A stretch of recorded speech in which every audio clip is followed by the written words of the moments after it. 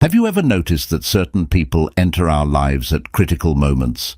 It feels like they were sent on purpose to deliver a message or help us solve a problem.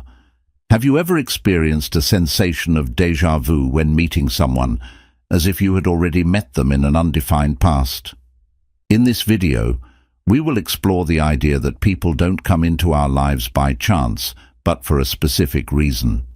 So, make yourself comfortable and stay until the end, because what you will hear will deeply impact you. But first, please subscribe to the channel, turn on notifications, and share the video. This way, you'll help us produce new valuable content every day for your spiritual growth. One day, while the elderly monk Hotaka was meditating under a blossoming cherry tree, a young man named Hiroshi approached him respectfully. "Master," he asked, "sometimes I meet people and feel a positive sensation, as if I had already met them, or they had a particular affinity with my soul. Other times, I feel a negative sensation, as if that person had come to harm me, and it makes me restless. Do people come into our lives by chance?"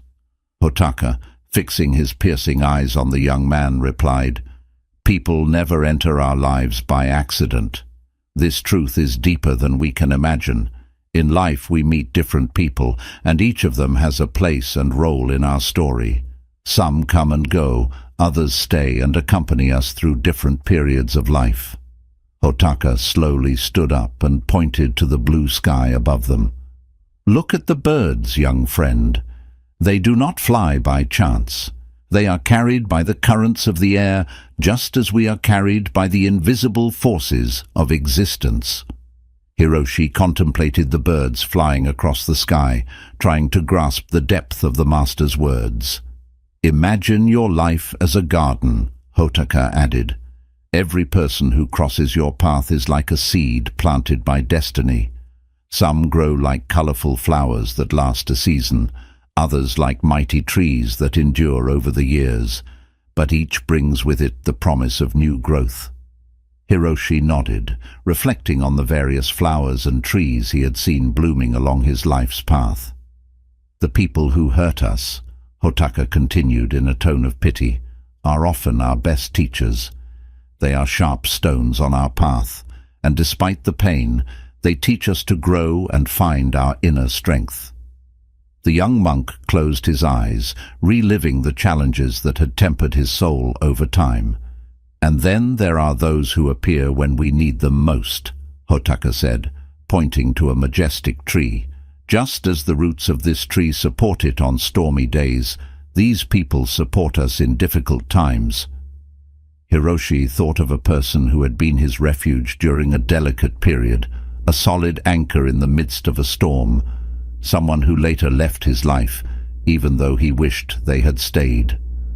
"Finally," Hotaka concluded wisely, "some remain with us forever. They are like fixed stars in our sky, bright and constant, true friends, family members, or a soulmate. With them we share the burdens of our days and the joy of our successes." The young monk smiled, feeling enveloped in gratitude for the special people he had met and had by his side. Hotaka looked up at the sky, a subtle light dancing in his eyes. "Recognize and appreciate every person who crosses your path, young Hiroshi. Each is an essential part of your story, and you are a part of theirs. Life is an intricate web of destinies, and each encounter contributes to the fabric of your existence. Know that there are fundamentally three types of individuals: those who support us on the path of our evolution, pushing us to overcome limits and reach new levels of awareness; those who bring a breath of renewal to our inner world; and those who encourage us to continue. This particular category of travel companions may only accompany us for a brief moment." Hiroshi listened intently, absorbing the wisdom of his master's words, understanding that every person in his life had a purpose and every encounter held a deeper meaning. But their role is crucial. They remind us of the true nature of our path, strengthening our determination to move forward. The master's words helped the young novice, who, in the following years, continued to follow the path illuminated by Hotaka. Every encounter, whether a casual passerby or a lasting life partner, became for him a precious piece in the mosaic of his existence. Through challenges and joys, Hiroshi learned that every person, every experience, brought with it a hidden gift, a precious teaching that contributed to his growth and spiritual fulfillment. As time passed, the novice himself became a senior monk with wise eyes and a grateful heart. In his role as a spiritual guide, he shared with the young monks the profound truth taught to him by Hotaka, that life is a constant flow of meaningful encounters, each of which contributes to the unique beauty of our existence. In conclusion, what is the moral of this story? That in life, every encounter, regardless of its duration or intensity, contributes to the richness of our existence. Life is a wonderful journey of discovery, and each person who crosses our path brings with them a unique gift. Sometimes these people leave for no apparent reason. Other times they behave badly and force you to make a decision to walk away from them. What we need to understand is that their work is done because one of our needs or desires has been satisfied. In a world where people's paths cross and separate like branches of a tree, true wisdom lies in opening your heart at every encounter and learning from the lessons hidden in the folds of destiny. As we move towards our life goals, difficult challenges and trials always await us, and we can feel helpless. But it is precisely in these moments that the universe sends us people who give us the courage to face these challenges and overcome the obstacles. Their support and encouragement inspire us and give us the strength to move forward. In the dance of life, Hotaka told the young novice, every encounter is a musical note. Listen carefully to the melody revealed through the people who cross your path. Find beauty in the harmony of human connections. Remember, whether it is love, a special friendship, or even an acquaintance who touches our path, an encounter can change us forever. Have you ever wanted to help someone even though they didn't explicitly ask you to? How did it go? Have you ever wondered if your good intentions could cause a negative ripple effect that you weren't aware of? In the Zen story you are about to hear, we will see that not helping others unless they ask you is best for them and for yourself. So stay until the end, because what you discover, thanks to Buddhist wisdom, could change the way you see the world of human relationships. You will see how helping those who do not want to be helped can have negative repercussions on your life and theirs, and you will discover how your karma will be affected. In a quiet Buddhist monastery surrounded by lush gardens and ancient trees, the old and wise monk Noro gathered his disciples to discuss a topic very close to their hearts. His curiosity was palpable, and his eyes were fixed on Noro. They all wanted to understand more about why, when they had helped someone, things had not gone as they would have liked. Life is like a great river, and each of us is a small boat navigating this tumultuous course, Noro began in a calm voice. Often we tend to jump into that current, trying to steer other people's boats without waiting to be asked. To illustrate his point, Noro shared a story passed down through the centuries about a young monk eager to help a companion in difficulty without being asked. The monk's intervention, although well-intentioned, caused a succession of unexpected events, creating an intricate labyrinth of challenges, even dramatic for both. Suffering is a necessary lesson in our spiritual growth, Noro continued. Each individual, like a jewel, is shaped by the pressures of life and the challenges they face. But when we intervene without being called, we rob them of the opportunity to learn, grow, and train. Noro then spoke of two friends, Shun and Masu, who had shared joys and sorrows since their school days. One day, Shun heard about the financial problems Masu had found himself in, and decided to secretly help him by paying off some debts that his friend couldn't pay. Shun's intentions were naturally good, said the master. However, his gesture had unexpected and disastrous consequences. Masu, although grateful, was deprived of the opportunity to resolve the situation in his own way. This led to emotional detachment and strain on their friendship. Unsolicited help had created discord and confusion, demonstrating how even good deeds can have unexpected consequences. Each individual is at the mercy of their own karma, Noro explained. Every action we take, good or bad, comes back to us like an echo. When we help without being asked, we upset the delicate balance of another person's karma and paradoxically harm our own as well. The old monk shared more stories, such as that of a young man eager to solve the problems of a dear friend without her having asked him, who found himself involved in a series of endless difficulties and misadventures. If you enter a labyrinth that is not yours but someone else's without being asked, Noro continued, you could set off a chain reaction of events, creating an intricate web of karmic connections. Your gesture of friendship, no matter how well-intentioned, could end up doing more harm to the friend and to yourself.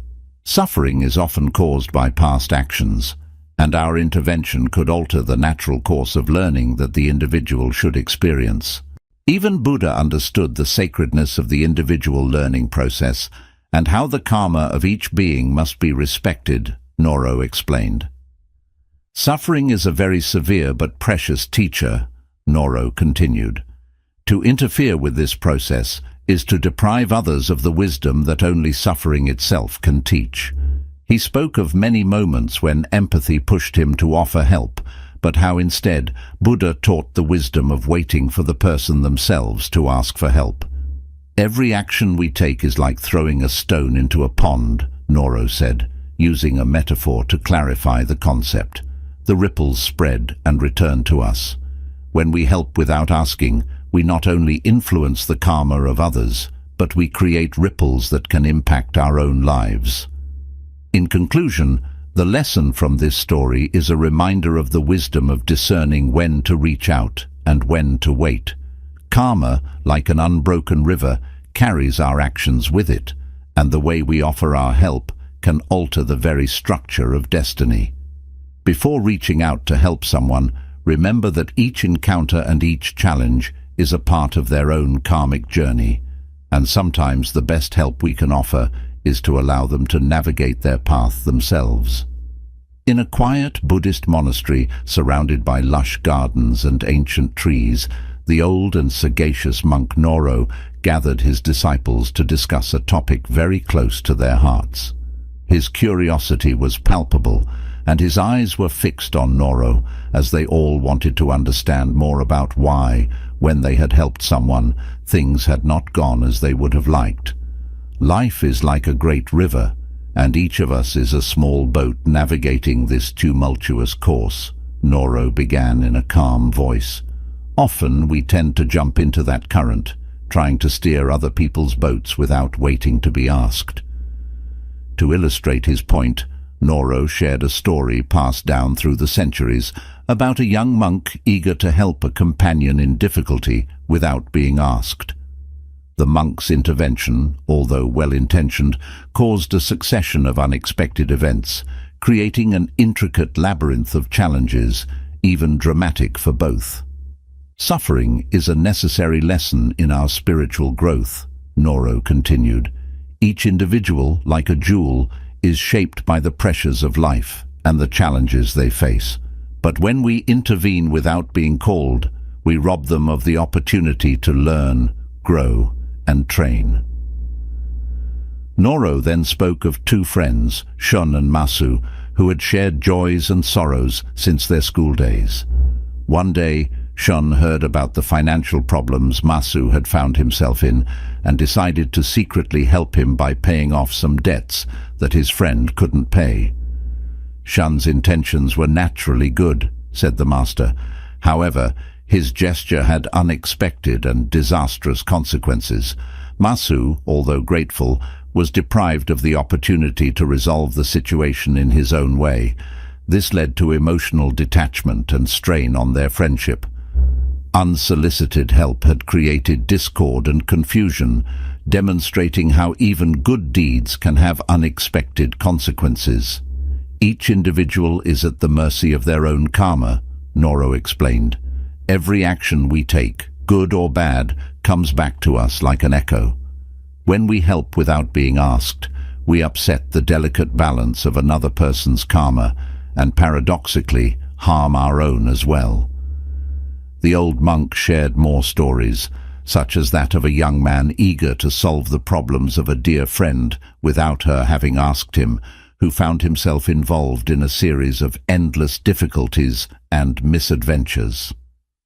If you enter a labyrinth that is not yours but someone else's without being asked, Noro continued, you could set off a chain reaction of events, creating an intricate web of karmic connections. Your gesture of friendship, no matter how well-intentioned, could end up doing more harm to the friend and to yourself. Suffering is often caused by past actions, and our intervention could alter the natural course of learning that the individual should experience. Even Buddha understood the sacredness of the individual learning process and how the karma of each being must be respected, Noro explained. Suffering is a very severe but precious teacher, Noro continued. To interfere with this process is to deprive others of the wisdom that only suffering itself can teach.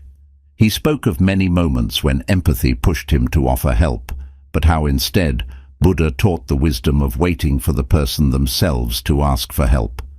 Every action we take is like throwing a stone into a pond, Noro said, using a metaphor to clarify the concept.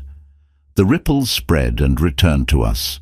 When we help without asking, we not only influence the karma of others, but we create ripples that can impact our own lives. In conclusion, the lesson from this story is a reminder of the wisdom of discerning when to reach out and when to wait. Karma, like an unbroken river, carries our actions with it, and the way we offer our help can alter the very structure of destiny. Before reaching out to help someone, remember that each encounter and each challenge is a part of their own karmic journey, and sometimes the best help we can offer is to allow them to navigate their path themselves. We must reflect on what they really need, Noro admonished. Not everyone seeks advice. Sometimes they just need a listening ear and an understanding heart. Therefore, let us always remember to respect the sacredness of the individual path of each human being. Help should never be an impulsive act, but rather a conscious gesture, respectful of free will and the path of personal and spiritual growth of others and ourselves. Life is an intricate web of lessons and opportunities for growth. When we offer our help without being called, we can deprive others of the precious opportunity to learn about themselves. Wisdom lies in recognizing that sometimes the best lesson is one learned through one's own effort and experience. Therefore, let our help be a beacon of light offered when requested, with awareness and respect, rather than a chain of unexpected events. In a quiet Buddhist monastery located in a remote region of Japan lived the elderly and wise monk Hogi. A young woman named Shara, eager to find answers to the anxieties that pervaded her due to some toxic relationships, approached the master with respect. Hogi, it is said that you know the secret to recognizing bad people and protecting inner peace. Please teach me, the young woman asked with a palpable desire to learn as much as possible from the monk's wisdom. Hogi, with his typical calm, replied, "Of course, my dear. If you have the patience to listen to me, I will tell you about the signs you need to pay attention to in order to understand who is in front of you. First, however, let me make an important premise. The people who, for simplicity's sake, we define as bad, do not necessarily have to be monsters. They are bad or toxic in the sense that, with their behaviors and the energies they emanate, they can undermine our serenity and mental well-being. However, before distancing them from us, we must try to understand the reasons that led them to be as they are. It was often the pain and trials they had to face that made them dry, annoying, and even harmful. So, dear Shara, before pushing someone away from you, ask yourself, why does he or she behave like this? Is he really a bad person, or is there something that makes him that way? And can I do something to prevent it from continuing to pollute my emotions? Only after you have given yourself an answer should you decide whether to preserve your mental health and push those people away. Shara reflected on Hogi's words and was moved because she understood the enormous empathy behind them. If a person who revolves around us can harm us, we must push him away only after making sure that we cannot do anything. Hogi continued. Now that we've cleared that up, let's start by looking at the first sign you need to watch out for: constant manipulation. Imagine a person who, with devious skill, distorts reality to get what he wants. It could be a colleague who uses deception to advance their career. For example, when faced with a possible promotion, he begins to manipulate you by telling you that some superiors speak badly of you and suggests that you accept a job offer from another company. You may think he's doing it for your own good, but his intent is actually to get you out of the way. The young woman listened attentively, fascinated by the monk's wisdom, and thought about a very similar experience she had had a year earlier. The second sign is a lack of genuine empathy, Hogi continued. Think of someone who shows indifference to your feelings or experiences, who only seems interested when it benefits them. This behavior can profoundly undermine the quality of personal relationships because you instinctively feel that that person doesn't really care about your fate. He only shows empathy when he has to ask for something in return. Continuing, Hogi described the third sign, the constant creation of conflict. Imagine a person who, despite any harmonious situation, always seeks conflict, fueling arguments and discord. This attitude not only generates stress in relationships, but can also contaminate the surrounding environment, making it toxic. The fourth sign is the constant need for control, Hogi added. Imagine a friend or partner trying to influence your every decision, trying to direct your life according to their wishes. Every time you reveal your plan or desire, that person starts taking initiatives to try to distance you from what you want in favor of their goals. Hogi's teachings provided Shara with the wisdom to recognize toxic behaviors and understand the importance of empathy and discernment in dealing with others. This wisdom allowed her to protect her inner peace while being compassionate towards those around her. But the Buddha, with a serene smile, raised his hand to stop them. He gently wiped his face and looked at the merchant with compassion. "Thank you," the Buddha said softly. The merchant was bewildered. "Why do you thank me?" he asked. The Buddha replied, "You have given me the opportunity to practice patience and compassion." The merchant's anger began to dissolve as he saw the Buddha's peaceful demeanor. Confused and humbled, he asked, "But how can you forgive me so easily?" The Buddha explained, "Holding on to anger is like grasping a hot coal with the intent of throwing it at someone else. You are the one who gets burned. Forgiveness is not for the benefit of the other person. It is for your own peace and liberation." The merchant reflected on the Buddha's words and realized the burden of his own anger. He bowed deeply and left with a newfound understanding. He later encouraged his sons to follow the Buddha's teachings, realizing the true wealth of spiritual wisdom. As the story ended, Master Kumin looked at the man sitting before him. "Forgiveness," he said, "is not about condoning the actions of others or forgetting the pain they caused. It is about freeing yourself from the chains of anger and resentment. It is about understanding that everyone is on their own path, and sometimes they act out of their own suffering. By forgiving, you release yourself from the grip of that suffering." The man nodded, feeling a weight lift from his heart. "Thank you, Master Kumin. I understand now. Forgiveness is a gift I give to myself, not to others. Kumin smiled and concluded, remember, forgiveness is a practice, not a one-time event. It is a continual process of letting go and finding peace within yourself. This story teaches us that true forgiveness is about inner peace and liberation. It is not about excusing the behavior of others, but about freeing ourselves from the emotional burden of holding on to anger and resentment. By practicing forgiveness, we can cultivate a sense of compassion and understanding, both for ourselves and for those who have hurt us. This, in turn, allows us to move forward on our spiritual journey with a lighter heart and a clearer mind.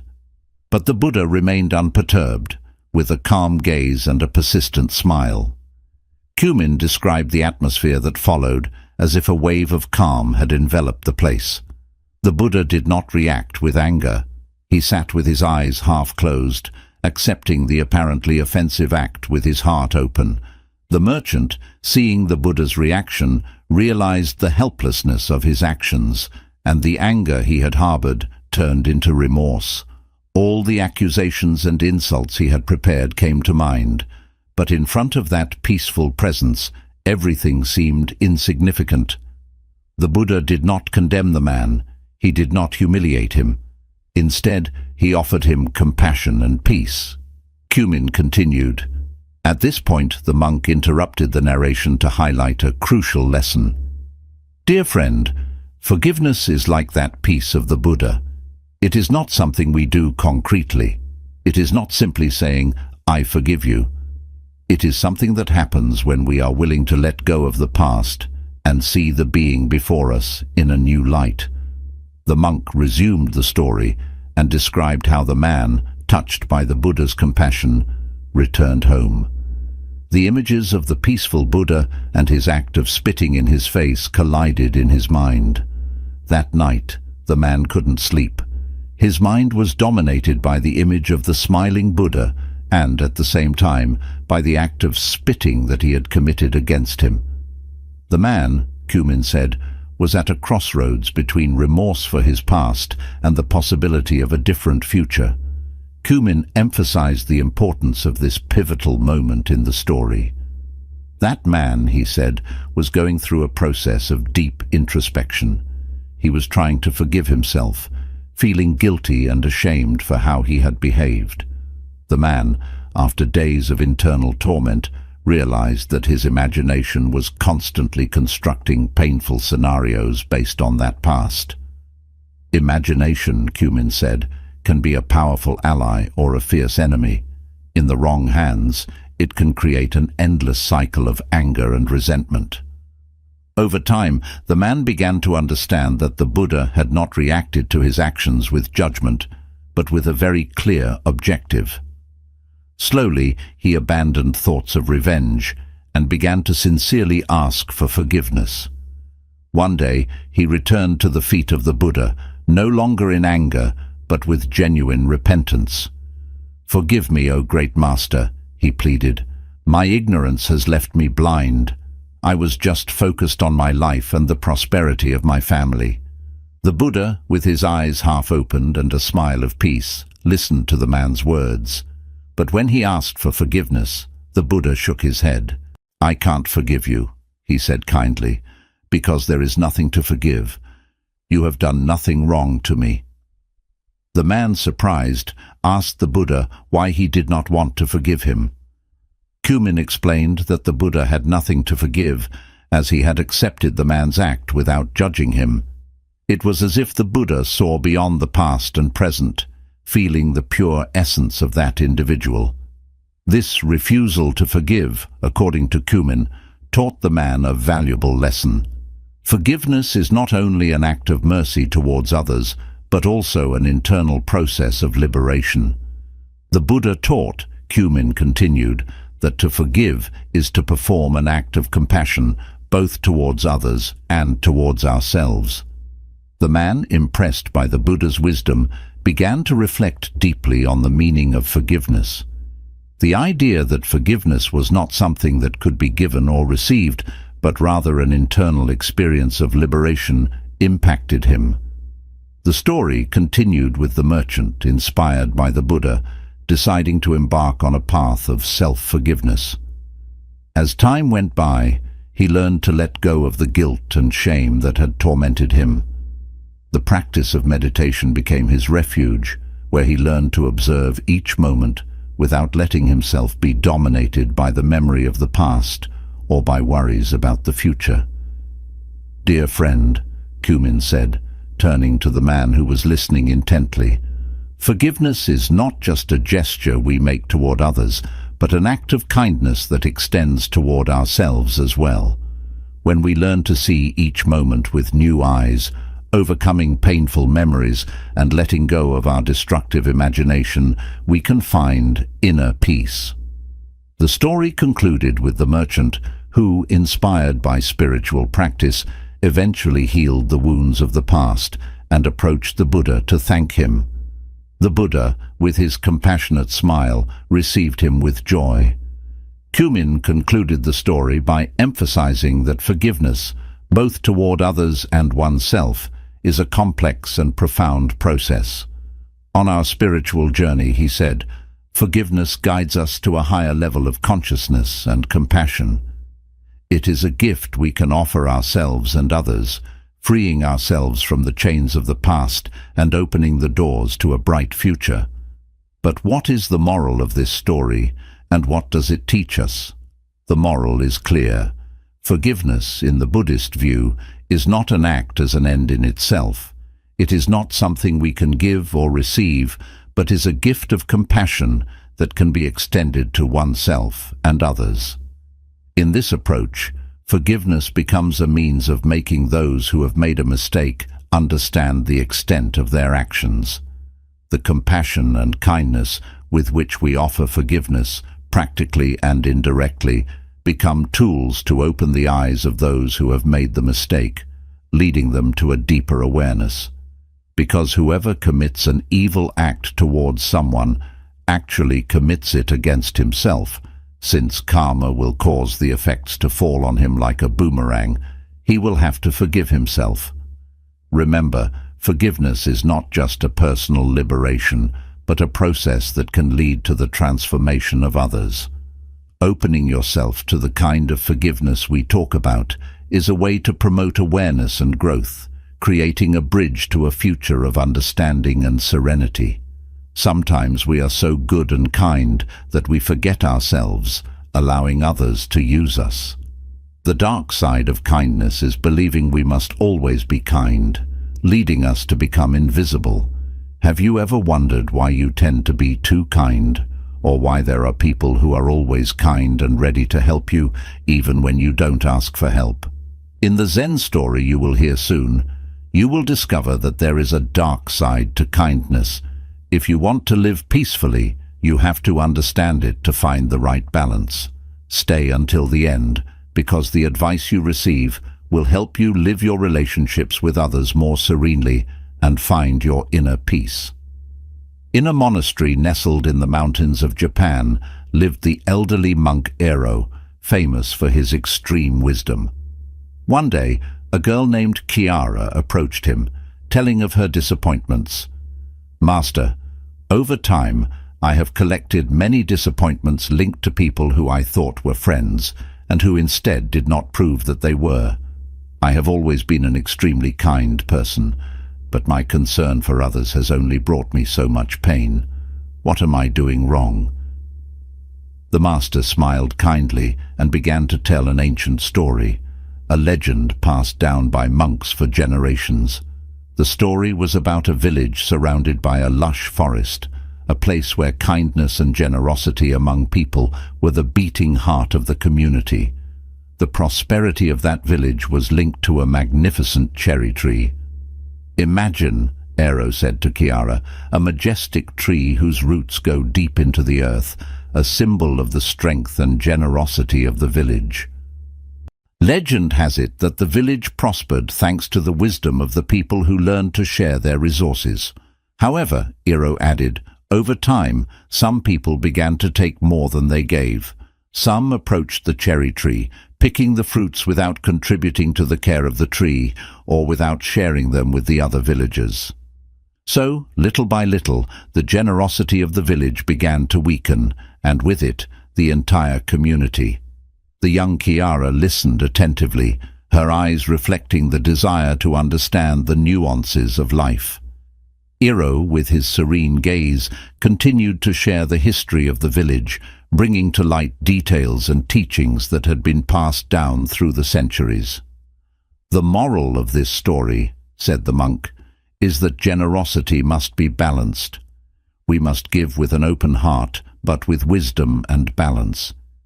If we give without discernment, we risk exhausting our resources and weakening our ability to be truly useful to others." Chiara was happy to listen to the master's words, and a new awareness about the concept of kindness arose in her. "We might think that kindness is always good since it helps maintain our well-being," Ero continued. "However, it is not when it crosses boundaries and leads to acting kindly in all circumstances. In this case, it is toxic kindness, a form of silliness where we forget ourselves to be attentive to the needs of others. Think of a parent who gives everything of himself for the well-being of his children, to the point of putting himself in the background." Ero's story was enriched with new details. He described how some people, in their desire to accumulate, had neglected their duty to care for the tree that had given them so much. He explained how the connection between giving and taking was a delicate balance, a harmonious flow that required attention and respect. Chiara, immersed in the story, began to reflect on her own life and the relationships she had experienced over the years. The monk, sensing her desire to learn, continued to share his wisdom. He talked about how expecting too much from others could lead to disappointment, and how setting boundaries was essential to maintaining one's emotional well-being. "Remember," Ero said, "I'm not saying that doing something for others is wrong. It is, however, focusing only on others can be problematic. There are situations where we want to please others because they ask for our help, or because we believe, sometimes mistakenly, that they need us, and we offer to make them feel good." Time passed peacefully as Iro and Chiara delved into the nuances of generosity and wisdom. The monk spoke of how generosity, when it came from a balanced heart, could transform relationships and bring joy to both those who give and those who receive. Chiara felt that the monk's wisdom was helping her understand many things. She learned that generosity should flow like a harmonious current, fueled by deep awareness and sincere love, and that it should never be forced. Ero concluded his narration with loving advice. "Chiara, try to be like the cherry tree in the village. Offer your generosity, but keep your balance. Find joy in the act of giving itself without expecting too much in return. Remember that extreme kindness can be harmful. Sometimes we don't leave room for others to achieve what they want because we anticipate their needs. Furthermore, we focus too much on what others need and forget our own needs. In this way, we cancel ourselves and begin to become invisible due to our own actions. By always being attentive to the needs of others, our own needs take a back seat, and we trample on ourselves. We take away our value, and others take advantage of it." Chiara thanked the monk with a heart full of gratitude. She felt that the story and the advice that came from it would mark a new chapter in her life. But what does this story teach us? What is its moral? The moral is that generosity is a powerful gift, but must be cultivated with care and awareness if we want it to bring benefits both to us and to those who receive our help. Balance in giving and receiving is the key to a fulfilling and meaningful life. If we are too kind and willing to do whatever is asked of us just to be considered good people, we end up no longer knowing how to say no and being exploited. In the long run, this could have repercussions on personal motivation, self-esteem, and our mental balance. So, what should we do? Should we stop being good people? No, because there are various ways to be kind in a healthier way. You can set limits, making others understand how far they can go. Say goodbye to guilt, learning to say no when you can't or don't want to go further. Draw up a list of priorities so you can continue helping others without putting yourself aside. Remember, be kind, but not overly so. This could harm yourself and even those you want to help. How many times have you had the impression that someone has entered your life to destroy your dreams and goals? Unfortunately, often we have to deal daily with the presence of individuals who want to harm us for various reasons, such as personal grudges, frustration, and envy. Thanks to this Zen story, you will discover how to recognize the signs that someone wants to destroy you. Furthermore, if you stay until the end, you will also learn how to behave to prevent this from happening. In a quiet Buddhist monastery nestled among the Japanese mountains lived the elderly monk Aizen, known for his wisdom and profound knowledge of the human soul. On a winter day, while the smell of boiling tea wafted through the air, his disciples gathered in the temple to listen to Aizen address a crucial topic. "Today, we will discuss a crucial topic," the monk said in a calm but penetrating voice. "We will talk about the 8 signs that can clearly reveal who among those who enter our lives may wish to destroy us." One of the disciples, KY, impatient to know more, asked, "Master Aizen, what are these signs? How can we protect ourselves from those who intend to harm us?" Aizen nodded and introduced the first signal to pay attention to by telling an ancient anecdote. Once upon a time in the monastery village, there was a sage who owned a precious gem. One day, a cunning man approached him, praising his wisdom and asking to admire the gem. While the wise man showed the gem, the scoundrel distracted him with cunning speech and exchanged the gem for a shard of glass. The wise man realized too late that he had been deceived and had no way of recovering the gem, which would have ensured him a peaceful old age. "Manipulation is like a silent shadow," Aizen continued. "Those who seek to destroy us will use cunning and tricks of all kinds to distort reality and deceive us. We must learn to recognize the subtle games of manipulation. Only in this way can we protect ourselves and our inner truth." As the disciples began to ponder the times someone had tried to manipulate them, Aizen told another story to illustrate the second sign, destructive criticism. "Imagine a flower garden," he began, "and imagine that the plants, instead of receiving nourishment and love, were constantly trampled by someone. Although initially it seemed like a small gesture, over time the garden began to dry out and the plants withered one after the other. Constant criticism is like heavy footsteps that trample on our self-esteem," Aizen emphasized. "Those who wish to destroy us will use derogatory words and constant judgments to wither our spirit.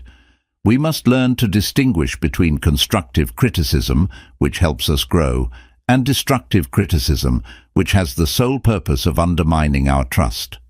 With a smile, Aizen introduced the third signal, social isolation. "In a small village," he said, "there was a fisherman loved by everyone for his character and helpfulness. One day, an envious individual began to sow discord by creating false stories about him. Gradually, the fisherman found himself isolated. Many friends abandoned him, and the village ended up ignoring him. His life, within a few months, changed radically. In addition to finding himself alone, he lost many customers, and his business went into crisis. Isolating someone is like cutting the roots of a tree," Aizen explained. "Those who wish to destroy us will try to separate us from others, creating divisions and spreading suspicion. To prevent this from happening, we must cultivate strong connections, give others an irreproachable image of ourselves, and resist attempts at isolation." To talk about the fourth signal, defamation, Aizen invited one of his guests to speak and tell a story. "In a region not far from this, The narrator began, "There was a merchant much respected by all. A malicious rival began spreading unfounded rumors about his honesty, undermining his reputation, and causing the village community to begin to despise him. Little by little, although the poor man had always been honest, people began to stop buying from him. This led him to have to close his shop and move elsewhere. Defamation is a poison that corrodes our integrity," Eisen commented. "Remember that those who wish to destroy us will use their tongue as a sword, wounding us and our reputation with lies of all kinds.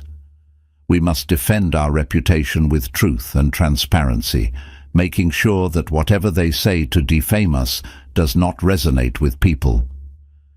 Through these stories, Eisen imparted wisdom on recognizing and handling the various ways others might seek to harm us, emphasizing the importance of awareness, strong connections, and maintaining our integrity. The disciples, some in tears, recalled in their memory the events in which someone had damaged them through their reputation, and they reflected on how they could prevent it from happening in the future, thanks to the Master's words. Eisen spoke of the fifth signal, which was the sabotage of opportunities. He began by imagining a craftsman who, every time he was about to achieve success, someone came to sabotage his work. Tools disappeared, plans were ruined, materials were damaged. Essentially, despite his ability, this poor man was unable to progress.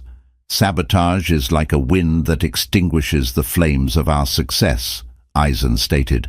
Those who wish to destroy us will seek to damage our opportunities by creating obstacles and impediments.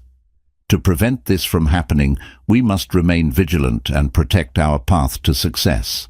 We can do this by making sure we have people we can trust around us, and by keeping our ideas safe without talking about them before they are realized. As the day continued and the hot tea relaxed the disciples, who continued to listen with interest, Eisen addressed the sixth signal, the violation of privacy, by telling a legend.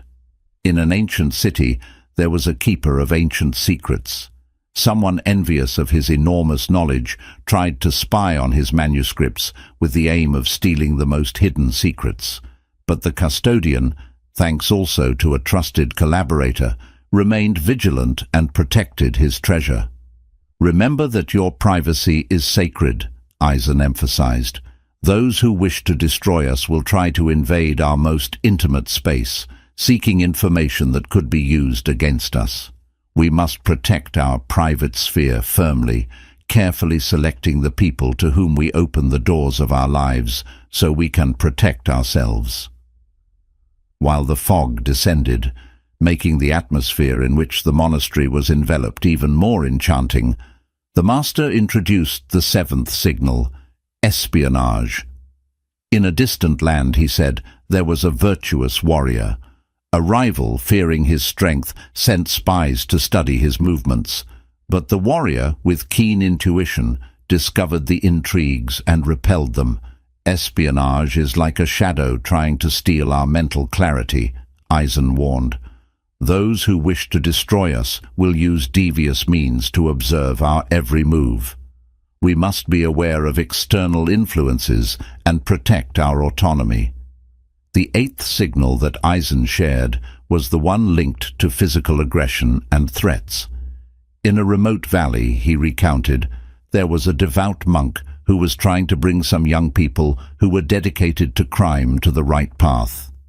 A devious individual whose shady interests were threatened by the virtuous actions of the monk, tried to destroy him physically, having him beaten so that fear would induce him to desist. Physical aggression is the extreme frontier of darkness, Eisen warned. Those who wish to destroy us may resort to threats and violence. When someone threatens us, we must protect ourselves by seeking help when necessary. At the end of the day and the stories he had told, Eisen looked at his disciples with compassionate eyes. My children, life is an intricate dance, and others can be our guides or our shadows. Watch and be aware of these signs, but do not live in constant fear. Cultivate a garden of trust and mutual respect around you. Surround yourself with trusted people and don't allow the shadows to destroy the light you have inside. I feel lonely, and it seems that the lack of friends is a problem. Everyone around me seems happy with their friends, and I wonder why I can't have the same joy. The monk Kobo looked at her with compassionate eyes and invited her to sit down. Alina, friendship is truly a precious gift, but your happiness shouldn't come from how many friends you have. I would like to share with you the reasons why not having many friends or having any at all is not something to worry about, but can even be an advantage. Kobo, with his wisdom born from decades of studies and reflections, began to reveal the secrets of authentic friendship. Dear Elena, the first thing I want to tell you is that relationships and human bonds are very important. This means that in life we should not measure them in terms of quantity, but rather quality. Would you rather have a large number of people with whom you can share trivial things, or, on the contrary, a very small number of people with whom to share very intense emotions and moods? Facing these rhetorical questions, Elena began to reflect and understand. Many of the people she saw around her were full of friends, but what was the quality of those relationships, she asked herself. Kobo, happy to read in the young woman's eyes that she was beginning to see things differently, continued listing the reasons why having few friends, or none at all, should not be seen as a problem. Having few friends guarantees a certain degree of freedom and authenticity. In this way, it is easier to be yourself and live without restriction or external influences. If you want to live a fulfilling life, you don't have to conform to what others think is cool or normal. After all, who decides what normality really is? Kobo went on to explain that quantity is never synonymous with quality. Having fewer friends allows you to focus on building deeper, more meaningful relationships. Imagine having just one friend with whom you share the joy and sorrows of life. This connection could be so deep that the person understands all your emotional nuances. This is a priceless treasure. Elena reflected on this idea, remembering an episode in which a girl she knew supported her in a difficult moment, understanding her without needing many words. She began to understand that in life, instead of wanting to have dozens of friends around you who are not really friends, it is much better to focus on finding that person who reads and sees life like you. Kobo, after giving Alina time to reflect, continued with his explanations and spoke of another reason why he preferred quality over quantity in human relationships. Human relationships require a lot of emotional energy. Having few friends allows you to focus this energy on the people who really matter. Think about how many conflicts or tensions usually occur in large groups of friends.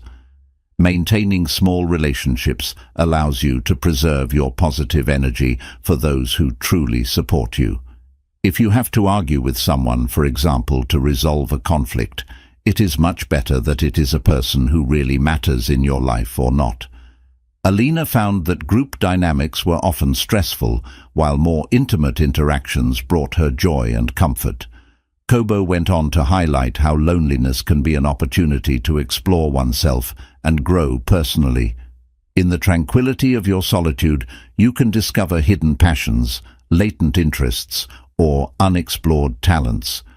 You are not limited by the expectations of others, and this allows you to grow in surprising ways. So, dear Lena, my invitation is to see loneliness in another way. Having few but good friends allows us to more easily find moments to be alone with ourselves, and this significantly helps our spiritual and personal growth. Elena thought about how much time she could dedicate to her personal interests when she wasn't trying at all costs to be with groups of people, and how dedicating herself to herself in solitude distanced her from that search for other people's approval that did her no good. In those moments, she discovered aspects of herself that she didn't even know, and it was beautiful. Finally, Kobo emphasized that the absence of social limitations allows for greater flexibility in each of our lives. Imagine receiving a job opportunity in a faraway place with no strings attached. You are free to embrace new adventures without having to think about how they will affect your social circle. Elena put herself in the place of those who, with less close ties, had the possibility of taking advantage of opportunities without restrictions. He met people who, thanks to this extreme autonomy, had flown far away to realize their dreams and expectations. Also, Kobo concluded, when you have few friends but these are genuine, you can move to the other side of the world, but you will never lose them. They will remain by your side beyond space and time. After listening attentively, the young woman understood that she had developed a new awareness about the concept of friendship. Not having many friends does not mean being alone, but being able to concentrate on one's own interiority and the search for some connections that really matter to her.